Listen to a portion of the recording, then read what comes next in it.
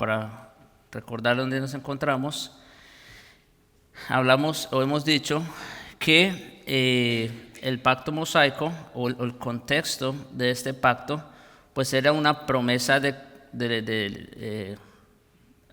primero una promesa de opresión y aflicción.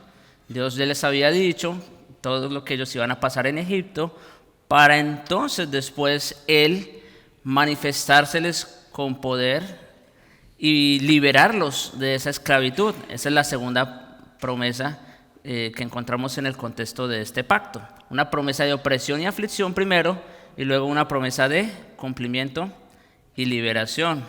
Después, llegando más a lo que es la esencia o la sustancia de este pacto, encontramos el tipo de pacto. Y cuando hablamos del tipo de pacto, tenemos en primer lugar sus leyes. Y como ya todos sabemos aquí, este pacto principalmente es un pacto de ley o un pacto de obras, ¿no es cierto? Eso es lo que queremos decir. Este es un pacto de obras, donde básicamente el Señor pues agrega o añade unas leyes para que el pueblo de su pacto con quien Él ha entrado en esa relación pues pueda guiarse o pueda conducirse. Entonces vimos primero la promulgación de la ley. Vimos primero la promulgación de la ley, después tengo que hacerlo todo manual. Después vimos la confirmación del pacto, donde hay una ceremonia de ratificación, ¿recuerdan? Los animales, los sacrificios. Y luego vimos la reiteración del pacto, esto es ya con la segunda generación o con la generación que va a entrar a la tierra prometida. Después hablamos de las promesas, vimos la condición que pone el pacto: si diereis oído a mi voz. Esa es una condición que el pueblo tenía que cumplir. ¿Para qué? Pues para poder disfrutar precisamente de dicha promesa, de poder disfrutar de las bendiciones del pacto. Como vimos también, esas promesas ya tuvieron su cumplimiento, definitivamente, en la medida que Israel obedecía a esas leyes. Y lo último que vimos fueron las amenazas del pacto. Las amenazas del pacto, o sea, tiene que ver con las sanciones que Dios impuso en dicho pacto para garantizar que definitivamente se iba a cumplir sí o sí el pacto, ya sea que ellos obedecieran o no. Entonces, las amenazas, otra vez, lo vemos primero en la ceremonia pactual, donde ustedes saben, lo hemos dicho otras veces, en esa ceremonia prácticamente lo que se quiere decir es: así se haga conmigo y aún se añada si yo no guardo las palabras de este pacto. Y a eso fue que Israel, ya vimos los textos, obviamente no vamos a ir, pero a eso fue que Israel se comprometió con Dios precisamente, a guardar la ley del pacto. Y con ese sacrificio ellos estaban comprometiendo solemnemente delante del Señor. Lo vimos en la renovación del pacto, otra vez en Deuteronomio, allá otra vez, y ellos mismos dijeron: haremos estas palabras. Y bueno, el resumen del pacto ya lo vimos también en Deuteronomio 30, en fin. Ahora, hoy vamos a ver algo, por decirlo así, la amabilidad del pacto. O sea, vamos a ver que aunque este es un pacto de obras, como ya se ha dicho, sin embargo, también hay algo de gracia en este pacto. Y esto es sumamente interesante.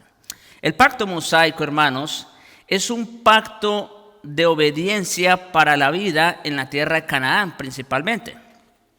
Pero no es el pacto de obras original hecho con Adán en el huerto del Edén. O sea, lo que estamos diciendo es: este es un pacto de obras en el sentido de que el compromiso estaba sobre el pueblo del pacto para disfrutar de las bendiciones, pero no es el pacto de las obras como tal. El pacto de las obras fue el pacto que Dios hizo con Adán en el Edén. O sea, solamente para que estemos claros en cuanto a eso. El lugar pues es diferente, las partes son diferentes, las promesas son diferentes. ¿Ven? O sea, en el caso de Adán, había una promesa muy, muy grande, muy importante, y era que si Adán obedecía, guardaba las palabras de dicho pacto, entonces él y su posteridad vivirían para siempre. ¿Ve? Esto es diferente a lo que se está prometiendo en este pacto. Por lo tanto, las amenazas también son diferentes. Las amenazas del pacto mosaico demuestran un aspecto de amabilidad en este pacto. En el pacto de obras, si Adán fracasaba, no había, en ese sentido, no había posibilidad alguna de disfrutar de la promesa de ese pacto. Y lo vemos desde el momento que Adán pecó. Dios los llama a cuentas, ¿verdad? Los juzga e inmediatamente ¿qué hace? Los saca del huerto, los saca del Edén. Entonces, ahí no hubo posibilidad alguna, ¿no? de, vamos a decir, retomar lo que se prometía en dicho pacto. Dios, por su parte, pues él siguió adelante con el plan de redención, que nada tenía que ver en ese sentido con el pacto que había hecho con Adán. Entonces, el pacto mosaico, hermanos, hace eco del pacto de Adán en el Edén. Sí, hace eco y reaviva el pacto de obras en maneras claves, pero no es el mismo pacto. En el pacto de Adán, él fue amenazado con una condenación inmediata y completa si desobedecía. ¿Qué fue lo que sucedió con Adán? Inmediatamente cayó. ¿Recuerdan? ¿Cuál fue la primera reacción de los dos? Se escondieron. ¿Y por qué? ¿Quién les enseñó que estaban desnudos? ¿Ve? Ya ellos, en ese mismo momento entró la muerte. Entró la sentencia que Dios les había dado. El día que comas de ese árbol, ciertamente morirás. Entonces eso sucedió. Era un arreglo, por decirlo así, de todo o nada, que trataba con la justicia absoluta y perfecta. Ese pacto de obras con Adán era eso. Era un arreglo de todo o nada. En el pacto mosaico, Dios hace demandas de obediencia y amenaza con maldiciones basadas en el desempeño de Israel. Eso es verdad. Pero hay muchas cosas acerca del pacto mosaico que lo hacen un pacto más amable que el pacto de Adán. Es lo que vamos a ver el día de hoy. Que a diferencia del pacto de obras con Adán, aquí hay muestras de gracia, muestras de amabilidad, vamos a decir, en dicho pacto. Entonces, en primer lugar, o la primera muestra de amabilidad, por decirlo así, tiene que ver con el dominio absoluto de Dios. La amabilidad de Dios en el pacto mosaico es visible junto con su dominio absoluto. Los pactos provienen de la bondad y la amabilidad infinita de Dios. Él es el Señor soberano sobre cada cosa, el hacedor de todo. Y dada esa realidad fundamental, cualquier pacto que Dios haga con el hombre, que ofrezca una recompensa por una obra o un arreglo de haz esto y te concederé aquello, eso es una acción amable y llena de gracia de parte de Dios. O sea, lo que estamos diciendo aquí es que Dios no está obligado, oigan esto, Dios no está obligado a hacer arreglos o acuerdos solemnes, como lo son los pactos, con la criatura. Dios no está obligado a eso. En el momento que Dios, vamos a decir, asume esa posición y entra en una relación pactual con el hombre, ese solo hecho ya es un acto de gracia. O un acto de condescendencia, exacto. Entonces, eso, ¿verdad? Eso tiene que ver con el dominio absoluto de Dios. Dios no está obligado a tratar con Israel de esta forma, empezando por Abraham. Que Dios pusiera ante Israel una vida bendecida en Canaán era una dádiva amable y llena de gracia de parte de Dios. Era una bendición. Y que Dios la hiciera asequible mediante la obediencia cívica es igualmente una demostración de gracia. La obediencia exigida era una que un incrédulo podía rendir. como sabemos, no todos los israelitas pues fueron salvos, ¿no es cierto? Pero sí, vamos a decir, a nivel nacional, si Israel obedecía y guardaba las palabras del pacto, les iba a ir bien, ¿no? Y de hecho, bueno, la primera generación, saben que quedó postrada en el desierto por su incredulidad. Pero la siguiente generación, de todas maneras, heredó la tierra, ¿no? Que esa era una de las promesas del pacto, la heredó. Así que vemos que Dios iba a cumplir sí o sí las palabras de este pacto. Él como el soberano, como el dador de esa promesa, Él se encargó de cumplirla. Los pactos crean una relación donde el hombre puede obrar para alcanzar una recompensa de parte de Dios. Otra vez, según la propia designación de Dios. Si Israel obedece, disfrutarán la vida en la tierra. Y ellos sabían que así era como funcionaba según el pacto, según la ley. Y eso debió haber hecho que fueran agradecidos y diligentes y no que se creyeran con derecho y fueran perezosos, ¿sí? Entonces, otra vez, el hecho de que Dios hiciera asequible la tierra y el disfrute de ella, ese los debió haber hecho más humildes y dependientes de Dios, porque al final de cuentas, eso fue un acto de gracia o de condescendencia de parte de Dios. Dios no estaba obligado a ello. La amabilidad de los pactos, hermanos, es importante también a la luz de la distinción entre el creador y criatura. Eso ya lo hemos dicho aquí antes, ¿recuerdan? Creador, criatura. Pero se acentúa cuando la criatura es un pecador. Miren, cuando Dios entró en una relación de pacto con Adán, moralmente, ¿en qué situación estaba Adán?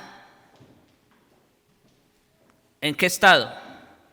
En un estado de inocencia, sin pecado.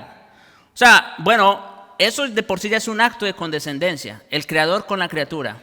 Ahora, que Dios entre en una relación de pacto, no solo con una criatura, sino con una criatura caída, eso es mucho más condescendencia, mucho más gracia, es lo que estamos diciendo. Dios no solo no debe a los pecadores bendición alguna, sino que tiene todo el derecho de ejecutar todo su juicio sobre ellos. Como se ha dicho otras veces también, si Dios hubiese decidido mandar a todos al infierno, eso sería apenas justo. Eso sería apenas lo justo. Entonces, que Dios haga un pacto con el hombre después de la caída, un pacto de bendiciones y buenas promesas, es amabilidad, no solo a la luz de su dominio absoluto, sino también a la luz de la condición caída y pecaminosa del hombre como rebelde y enemigo de Dios. El pacto abrahámico, hermanos, no había cambiado la naturaleza de los hijos de Abraham. Creo que eso se dijo la vez pasada también. El pacto abrahámico no tenía ese poder, ni tampoco el pacto mosaico de cambiar la naturaleza de los hijos de Abraham, o les había concedido un nuevo corazón. No, sin embargo, Dios fue misericordioso y amable al ofrecerles vida bendecida en Canaán, aun si dependía de su obediencia. Entonces, este es el primer aspecto de la amabilidad de Dios en dicho pacto.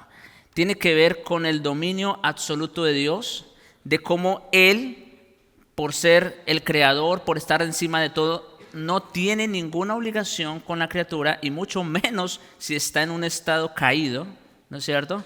Pero vemos que así quiso hacerlo Dios, aun cuando, como también se dijo ahorita, aun cuando este pacto no prometía una transformación interna, ¿verdad? Sin embargo, el hecho de que ellos como pueblo de Dios pudieran entrar a esa tierra y disfrutar de todas las bendiciones del pacto, eso ya era un acto de gracia o amabilidad de parte de Dios. Hasta aquí, no sé si tienen alguna pregunta, algún comentario.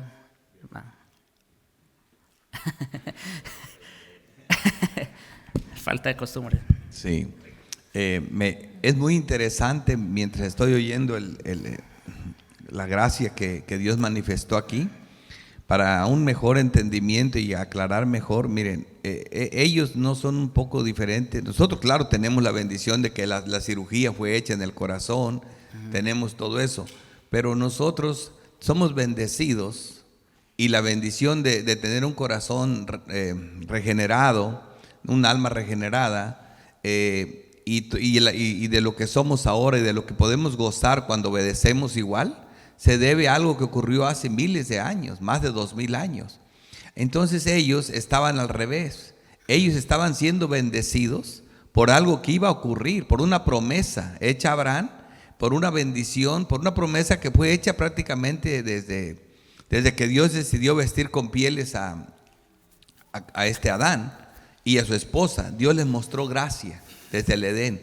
Y obviamente esa gracia fue una promesa. Por eso Job finalmente entendió que él sabía que su Redentor vivía y que se iba a levantar del polvo y que él lo iba a ver y no otro. Entonces, los patriarcas siempre vivieron y caminaron por fe en la promesa, en la simiente de la promesa de Abraham. Y en esa promesa fueron bendecidos. Y en esa promesa disfrutaron de cosas del siglo venidero, también ellos. Y en nosotros, en lo que ocurrió. En lo que ocurrió es que estamos siendo bendecidos y hay que ver eso de una forma hermosa, porque realmente podemos ver que la palabra de Dios no pasa de moda, nunca deja de ser, es eterno todo juicio de su justicia y eso nos da confianza. Entonces esta historia de la iglesia, de la redención, nos muestra lo grandioso y confiable que es nuestro Dios a través del tiempo, de la historia, de la cultura, de todos los tiempos. Él es eterna su palabra y esto es algo muy, muy hermoso. Así es. Muy bien.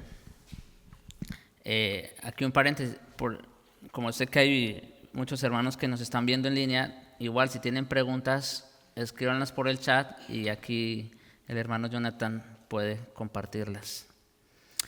Bueno, seguimos entonces. Otro aspecto de la amabilidad del pacto tiene que ver con las promesas a Abraham. La fidelidad de Dios, hermanos, a Abraham o a sí mismo, puse yo en paréntesis porque como hemos dicho otras veces, al final de cuentas Dios es fiel a sí mismo y a sus promesas, ¿verdad? Pero se le hicieron a un hombre, en este caso fue a Abraham. Entonces, la fidelidad de Dios a Abraham, en este caso, era una amable garantía de que Israel seguiría teniendo el estatus de nación bendecida. Además, como se notó en la sección sobre el pacto abrahámico, la Biblia registra con exactitud el cumplimiento de las promesas de Dios a Abraham. Dios las cumplió en su totalidad según su palabra. O sea, lo que estamos diciendo es que otro aspecto de la amabilidad de este pacto, del pacto mosaico, tiene que ver con la seguridad de que Dios sí o sí habría de cumplir las promesas hechas a Abraham. Ese es el punto.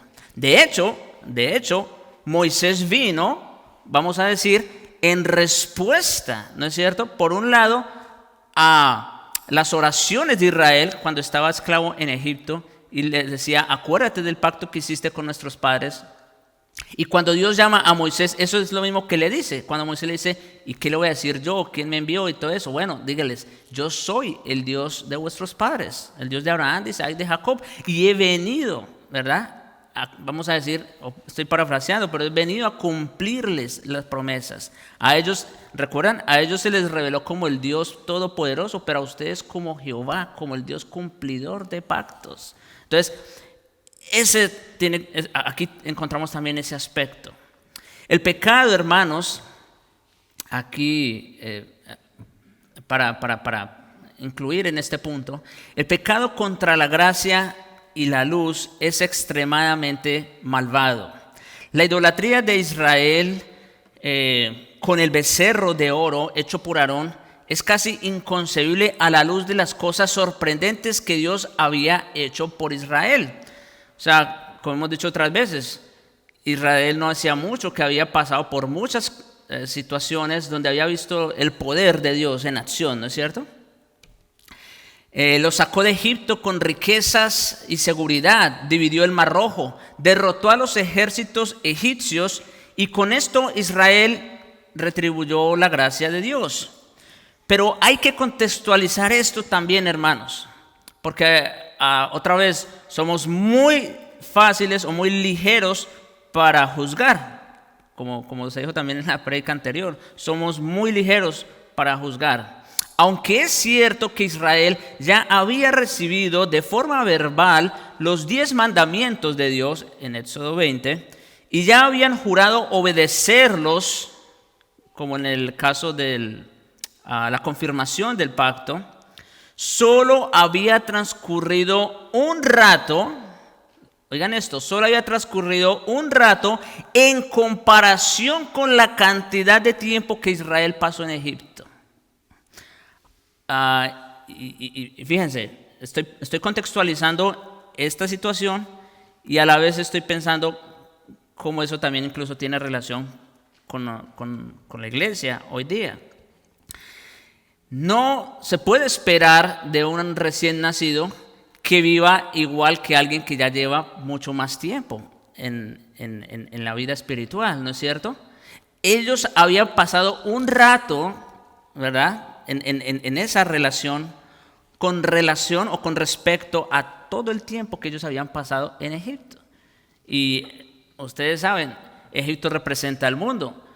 ¿Cuántas cosas, aún ya estando de este lado, ¿no es cierto?, el creyente arrastra de su vida pasada? Y son cosas con las que sigue luchando muchas veces, ¿no? Entonces, otra vez, hay que contextualizarlo para no ponernos solamente como jueces. La religión de Egipto era sumamente visible y centrada en los ídolos. Era antigua, hermosa, artística, creativa, tangible. Era poderosa. Las pirámides, tumbas, estatuas, esfinges, obeliscos y el resto de la cultura siguen deslumbrando e impresionando hasta el día de hoy. Israel, hermanos, estuvo sumergido en la gloria original de Egipto por generaciones. Y fue cuando Egipto era un imperio. O sea, no en otro tiempo. Fue cuando Egipto era lo más grande, ahí fue cuando Israel estuvo con ellos. Entonces, nos sorprende que Israel quebrantara el pacto solo días después de su juramento de guardarlo. Y como les dije en aquella oportunidad, yo creo que Israel no estaba jugando cuando hizo la confirmación del pacto. O sea, ellos tenían la intención de guardarlo, pero ¿qué pasó? Ellos todavía arrastraban con mucho de su pasado, con mucho de lo que habían salido de Egipto. Se puede sacar a Israel de Egipto, oiga esto, pero no se puede sacar a Egipto de Israel. O sea, esto es obviamente una, vamos a decir, analogía de cómo en realidad ocurre lo mismo. Se puede sacar, ¿verdad?, a una persona de ese mundo, pero lo difícil es sacar el mundo del corazón de la persona, ¿no? Obviamente nosotros ya sabemos que estamos en otra situación, pero recuerden, en el contexto del antiguo pacto, ellos no estaban en la misma situación que nosotros ahora. Y por eso era más difícil para ellos dejar a Egipto, en otras palabras. La infidelidad de ellos, entonces, no es menos excusable, por supuesto, pero ciertamente es mucho más explicable desde esta perspectiva. Permítame, creo que esto tiene relación con lo que sigue. Bueno, no. Hasta aquí, no sé si tienen algún comentario antes de seguir. Bueno, quiero agregar algo, y es esto, en este mismo contexto. Obviamente, ustedes saben lo que pasó en Éxodo 32, con el becerro de oro y todo eso. Dios le dice a Moisés, déjame destruir esta nación, ¿no es cierto? Obviamente, esa es la reacción apenas que se espera de un Dios que es santo y justo. que no puede ver el pecado, como dice también en Habacuc 2:13. Entonces, esa es la reacción que apenas se puede esperar de un Dios que es santo y justo. Él no puede ver el pecado. Y por eso, ¿verdad? Le dice a Moisés, déjame destruirlos. Ahora, no es que Dios se había olvidado de su pacto con Abraham o ¿verdad? De las promesas que había hecho. Sin embargo, Dios los pone en esa situación, vamos a decir, para que Moisés, en este caso, ¿no?, como mediador de dicho pacto, intercediera por el pueblo. Y ahí tenemos una imagen muy hermosa de Moisés, porque ahí Moisés está haciendo un tipo de Cristo. Es exactamente lo que Cristo sigue haciendo hoy día por nosotros. Escuchen esto. Dios ya había libertado a Israel de Egipto, ya lo había sacado de allá, pero Israel todavía tenía Egipto en su corazón, por decirlo de alguna manera. Dios en Cristo ya nos ha libertado, pero aún se nos siguen ensuciando los pies, como se ha dicho otras veces. Ahora, ¿por qué Dios no viene y nos destruye? Ahí está el Hijo intercediendo por nosotros. ¿Ve? Entonces, eso es muy importante, hermanos.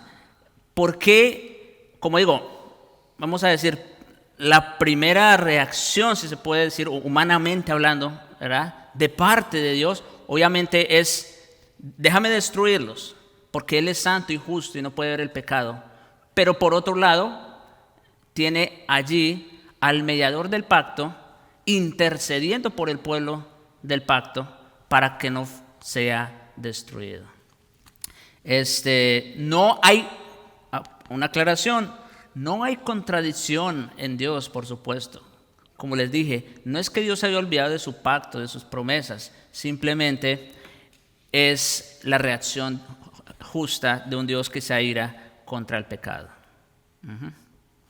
Sí, es interesante ver cómo siempre para nosotros es muy fuerte, por ejemplo, cuando dice uno que en los días que Moisés fue al monte a recibir los 10 mandamientos, nosotros cuando leemos eso y lo vemos en la Biblia, dice, y en unos días ya estaban adorando un becerro de oro. Pero nosotros pensamos que eso es muy grosero, pero porque no nos metemos en la cultura, no vamos a ellos entonces, pero haciendo un poco de exégesis, como vienes diciendo tú, uh-huh, eso está pasando ahorita por todas las iglesias.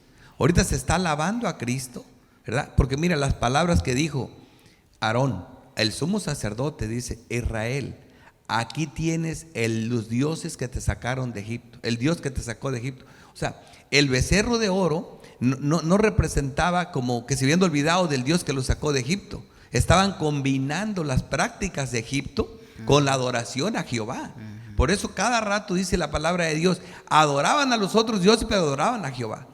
Entonces es equivalente a un poco de levadura leuda a toda la masa. Y es lo que ahorita pensamos, pero Ricardo, me dice la gente, están adorando a Dios, ¿verdad? Estaba escuchando un montón de alabanzas de gente que son completamente paganas. Como dice, la iglesia canta cantos que el diablo compuso.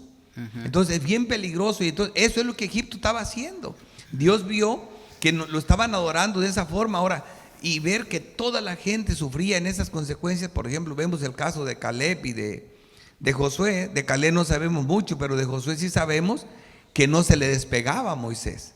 O sea, por como dice en los antiguos que estaban muy cerca de Dios, como Abraham, no, que caminó con Dios y Dios se lo llevó. Vemos a Moisés y a Josué tan unidos, era su servidor. Entonces estar tan cerca de Moisés y Moisés de Dios hacía que Josué fuera fiel. Y fue de los únicos 2 hombres de toda esa congregación, o 2 familias, porque que no murieron, ¿me entiendes? Entonces es algo tan difícil. Y igual nosotros podemos ver en este tiempo también quienes que realmente caminan con Dios y que son bendecidos con Dios y que realmente son pocas las personas también. Estar cerca de Dios todo el tiempo caminando con Dios para tener todas las promesas de Dios a favor nuestro. O sea, seguimos en la misma situación, claro, con mejores situaciones como lo estamos viendo ahorita. Y como dice, se ve muy como muy grosero ese ese tipo de idolatría con un becerro de oro. Pero ustedes saben, hermano, la idolatría tiene muchas caras. Nosotros obviamente ya no batallamos con eso, para nosotros eso es apenas obvio, pero sí batallamos con otros tipos de idolatría, ¿no es cierto? Por un lado, están los ídolos del corazón, como se ha dicho siempre. El corazón es una fábrica de ídolos, pero incluso, y como está diciendo el pastor Ricardo, hoy día muchos pensando que están adorando a Dios y resulta que están adorando a un falso Cristo. ¿Sí? Entonces, en realidad no estamos tan lejos de esa situación, de lo que pasó allá en el desierto. Bueno, vamos, sí, todavía tenemos tiempo. Vamos a avanzar otro poco. No hay más preguntas, comentarios, ¿verdad? Ok. Otro aspecto de la amabilidad de Dios tiene que ver con el sistema sacrificial. Y definitivamente esto es sumamente importante. Esto lo vimos o abundamos en esto cuando predicamos en la epístola a los Hebreos, recordarán. Pues obviamente ese es el libro que interpreta prácticamente todo esto que tiene que ver con el Levítico, los sacrificios, en fin. Pero aquí vamos a ver la amabilidad del pacto en el sistema sacrificial y en primer lugar, la ofrenda por el pecado. La desobediencia e infidelidad de Israel nos sorprenden. Ya tomamos en cuenta el contexto, ¿verdad? Y en ese sentido nos sorprenden. Pero Dios proveyó el sistema sacrificial como una forma de perdonar los pecados de ellos, ¿sí? Las ofrendas por el pecado y por la culpa, las cuales tenían las mismas leyes, por eso se ponen ahí paralelas, son las más importantes. ¿Por qué? Si alguien pecaba, hermanos, involuntariamente o en algunos casos infringía la ley intencionalmente, podía hallar perdón y expiación por medio del sacrificio. Aun si en algunos casos era intencional. Podía hallar perdón y expiación, ¿cómo? Mediante el sacrificio. Mis hermanos, eso de que Dios haya provisto sacrificios bajo el antiguo pacto, eso es amabilidad o eso es gracia de parte de Dios. Todavía la promesa no se había cumplido, como se dijo hace un momento también. Ellos miraban por la fe hacia el futuro, pero ellos todavía no sabían bien de qué se trataba. Pero mediante los sacrificios sus pecados eran expiados y obtenían el perdón. Los pecadores, hermanos, son terriblemente malos en obedecer los mandamientos de Dios y terriblemente buenos en desobedecerlos. O sea, esa es la naturaleza del hombre. El pacto abrahámico y el mosaico no hacían nada para cambiar la naturaleza de los israelitas, ¿verdad? No les concedían un nuevo corazón, no proveían ayuda alguna para cumplir con las demandas de este pacto. Esa era la situación de ellos, ya saben. Como resultado, la desobediencia e infidelidad de Israel nos sorprenden. ¿Ven? Otra vez, cuando vamos allá al Antiguo Testamento, no solo al Éxodo, pero si revisamos los profetas, la conducta de Israel, etcétera, somos muy rápidos para señalar, pero nos olvidamos de esta realidad. Ellos no gozaban de ese cambio de naturaleza, de ese cambio de corazón. Levítico y Números parecen ser listas repetitivas de los detalles de las leyes positivas de Israel. Por más tedioso y trabajoso que pueda parecer al principio, esto es muy importante porque cada una de estas cosas que aparece allí registradas tienen que ver con algún aspecto, hermanos, de la obra del mediador que vendría después. Entonces, son detalles importantes. Sin estas reglas de amabilidad, o sea, estos sacrificios para la ofrenda diaria por el pecado, sin estas reglas de amabilidad, en el sistema sacrificial, Israel habría sido exiliado muchísimo tiempo antes. O sea que Dios de alguna manera, en su paciencia, como dice Pablo en Romanos 3, ¿verdad?, pasaba por alto los pecados de aquellos. ¿Cómo? No no por dejarlos pasar y ya, sino mediante este sistema de ordenanzas y sacrificios que él mismo había establecido. De esa manera, como dice el texto, de esa manera se satisfacía la ira de Dios, se aplacaba esa ira santa de Dios y no los consumía, por lo menos. Levítico 5, 14 al 19, hermanos, yo creo que es un claro ejemplo de esto, donde está hablando precisamente de los sacrificios por el pecado y la culpa.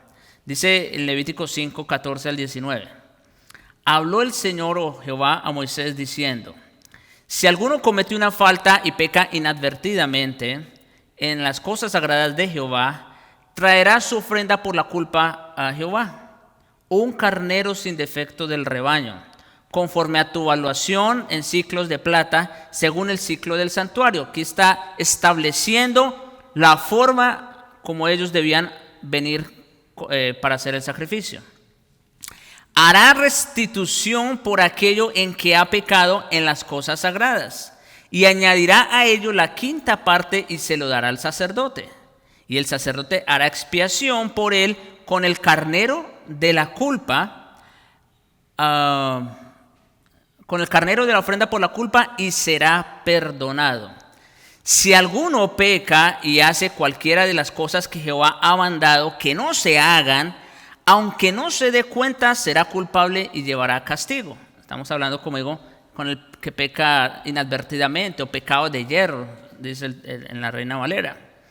Entonces traerá el sacerdote un carnero sin defecto del rebaño, conforme a tu evaluación, conforme a la ofrenda por la culpa. Así el sacerdote hará expiación por él, por su error. Estamos hablando ya del sacerdote, que si en el momento de hacer el sacrificio él comete un error, aún sin darse cuenta, tiene que hacer esto, tiene que ofrecer un carnero por sí mismo. Como dice, el cual ha pecado inadvertidamente sin saberlo y será perdonado.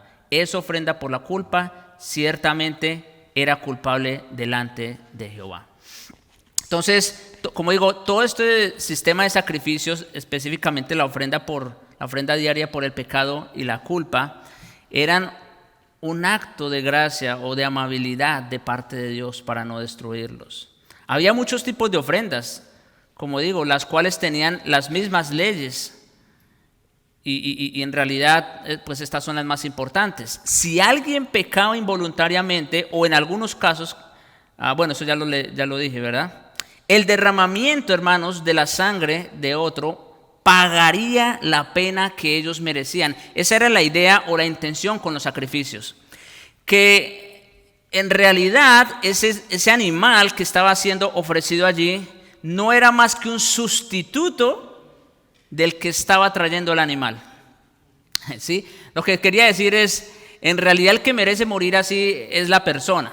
Recuerden la ratificación del pacto, ¿no? Cuando ellos hicieron esa ceremonia de ratificación del pacto.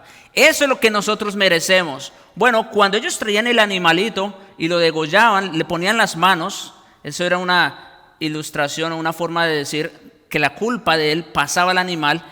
Cuando eso ocurría era una forma de decir, eso es lo que yo merezco. Pero hay un sustituto. Hay un sustituto. Miren cómo desde allí, ¿verdad?, encontramos fundamento para la doctrina de la sustitución.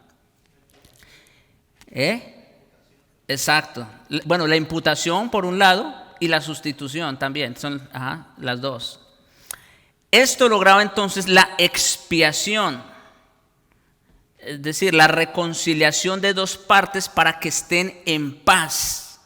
Los sacrificios proveían reconciliación en la relación pactual. La ley condenaba al culpable y los sacrificios desviaban la culpa hacia la víctima expiatoria. O sea, la persona pecaba, obviamente eso traía culpa, ¿no es cierto?, en relación directa con Dios, pero el sacrificio desviaba la culpa de la persona hacia el animal y entonces así era como se expiaba el pecado y había reconciliación.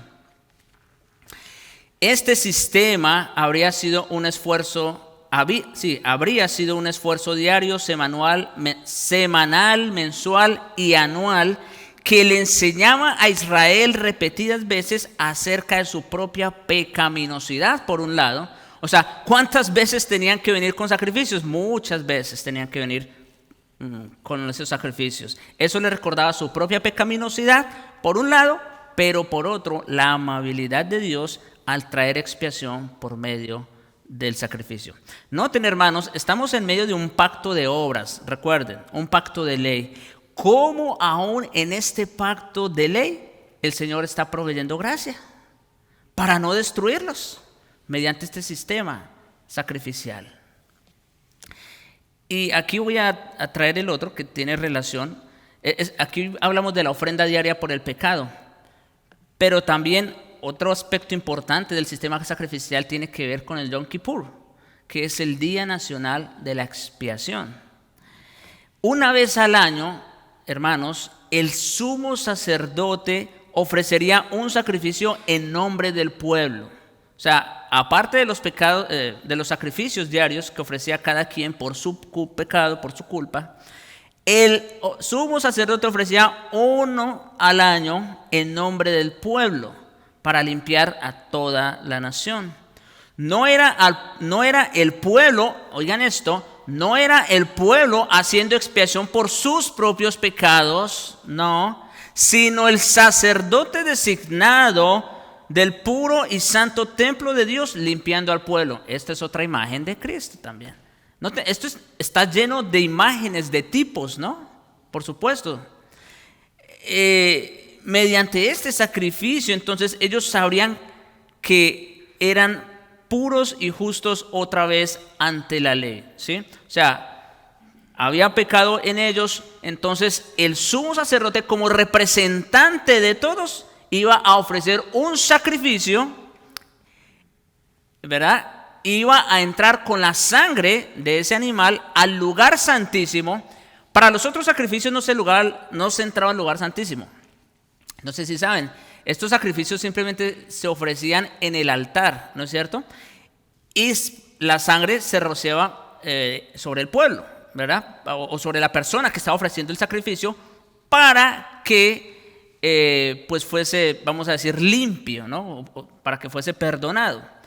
Pero esta vez, en esta ocasión, es la única vez que el sumo sacerdote podía entrar hasta el lugar santísimo, donde estaba el arca del pacto, el propiciatorio, ¿verdad? Los querubines, en fin. Era la única vez y entonces el sacerdote entraba con la sangre del animal y la rociaba ¿en dónde? En la tapa o el propiciatorio, así mismo, la tapa que cubría el arca del pacto, que es el propiciatorio. Una vez al año era este sacrificio, en nombre del pueblo, para limpiar a toda la nación. Y los detalles de este sacrificio son importantes. Rápidamente leo el texto. En Levítico 16 dice, versículos 21 al 22, Después Aarón pondrá ambas manos sobre la cabeza del macho cabrío. Otra vez la imputación, ¿no es cierto? Y en este caso Aarón, quien era el sumo sacerdote, al él poner las manos estaba representando que estaba pasando el pecado ¿de quién?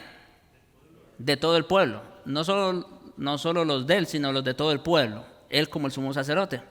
Entonces dice, pondrá ambas manos sobre la cabeza del macho cabrío y confesará sobre él todas las iniquidades de los hijos de Israel y todas las transgresiones, todos sus pecados, poniéndolos sobre la cabeza del macho cabrío. Esta era una parte, porque recuerda que eran dos, ¿no es cierto?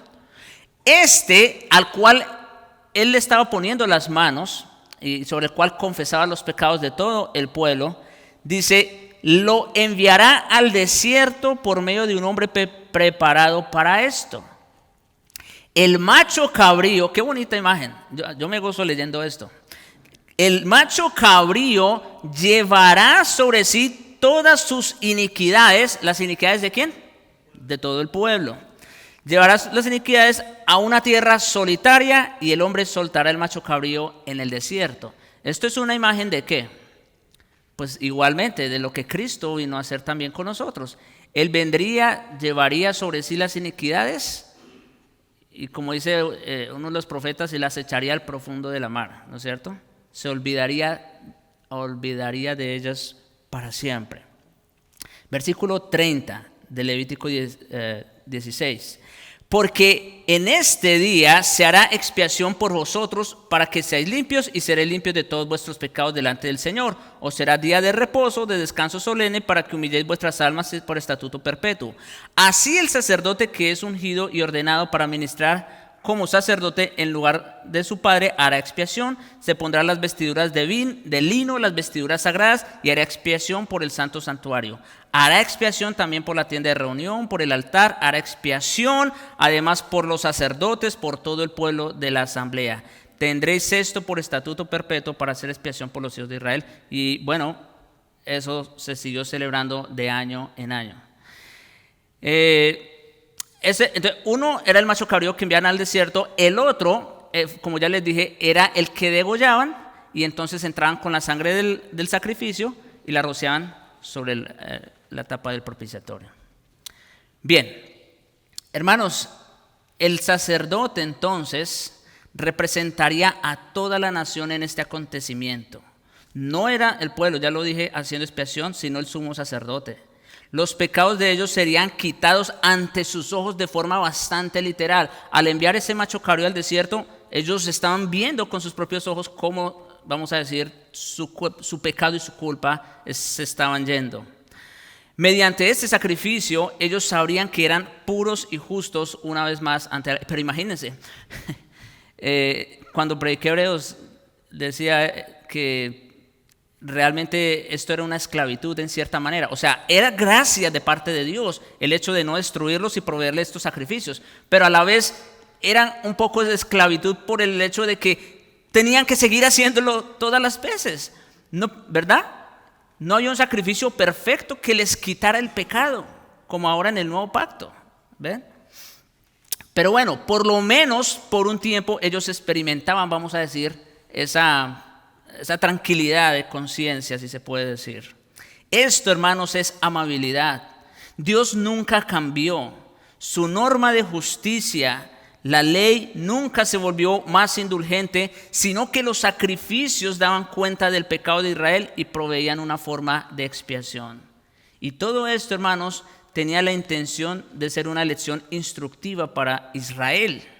Se suponía que el pueblo de Israel aprendería que el perdón se obtiene mediante un sacrificio administrado por el sumo sacerdote. Eso era lo que Dios quería con Israel, que ellos aprendieran que si ellos eran perdonados, sí, era por la gracia de Dios, pero eso tenía un costo. Tenía que haber derramamiento de sangre, tenía que haber un sacrificio. Sin embargo, el escritor de Hebreos nos dice que este perdón no era eterno, ¿verdad? Sino terrenal. Era la purificación de la carne solamente. La restauración para la vida en Canaán, que es precisamente el nivel sobre el cual operan estos pactos, el pacto abrahámico, mosaico. Esto significa que aunque había un mensaje positivo en los sacrificios, también había un recordatorio de los pecados y una falta de purificación de la conciencia. Eso, como digo, ya lo vimos en Hebreos, mucho más abundante. Ellos tenían pureza y perdón externos, perdón en la corte de Canaán, pero no perdón en la corte de la conciencia o en la corte del cielo. O sea, eso les permitía vivir una vida, vamos a decir, pacífica, bendecida, mientras ellos estaban en Canaán. Pero eso no tenía precisamente nada que ver con tener un perdón en la corte del cielo. El pacto mosaico, hermanos, entonces demuestra la amabilidad y la gracia de Dios al proveer no solo una forma para que Israel trate con y corrija sus pecados contra la ley, sino también para enseñarles en todo esto acerca del verdadero perdón que se encuentra en un sacrificio celestial administrado por un sumo sacerdote celestial en un templo celestial. O sea, el hecho de que ellos tuvieran muchas veces que ofrecer los mismos sacrificios, eso les debía llevar a ellos a pensar, bueno, pues estos sacrificios sí proveen algo temporal y externo, pero no es una solución definitiva. Tiene que haber algo más. Tiene que haber un sacrificio que sea perfecto y que sea eterno, ¿no es cierto?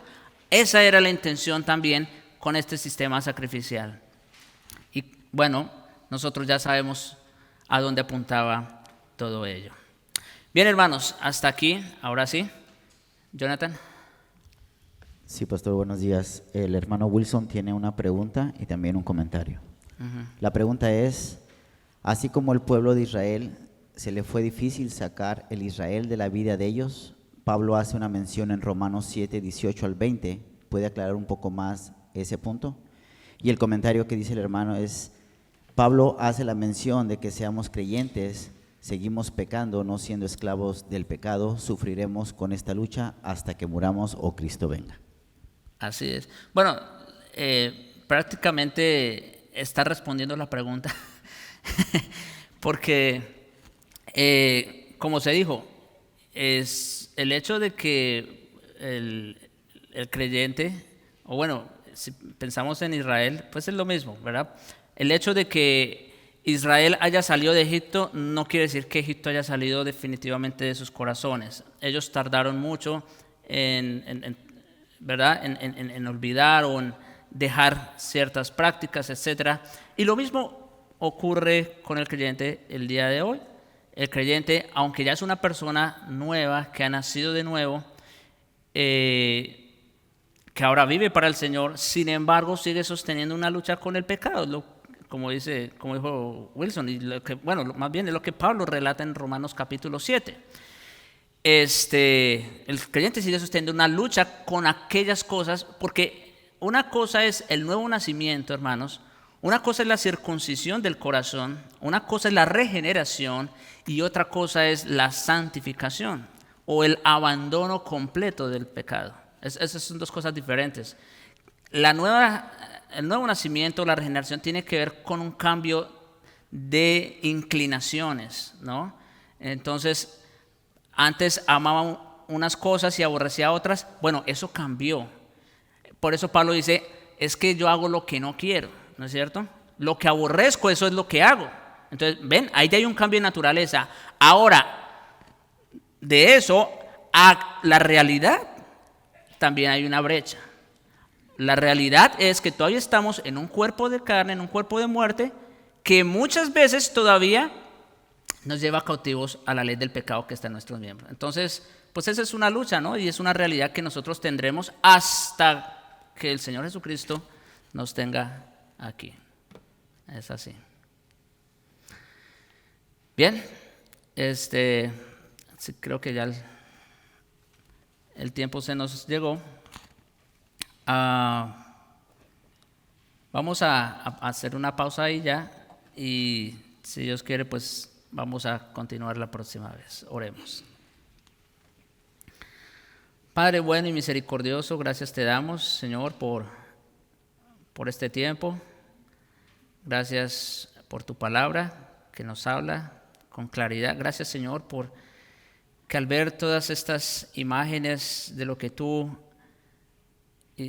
hiciste con Israel, estas muestras de gracia, de amor, de amabilidad, también traen a nuestra mente y con mayor luz la gracia y el amor que ha sido derramado en nosotros por medio de Jesucristo. Gracias te damos, Señor, por amarnos de tal manera, por sostenernos en una relación de pacto, Señor. Gracias te damos por todas estas bendiciones. Guarda nuestros corazones, guárdanos, Señor, del pecado, guárdanos del mal. Te lo rogamos, Señor, en Jesucristo. Amén.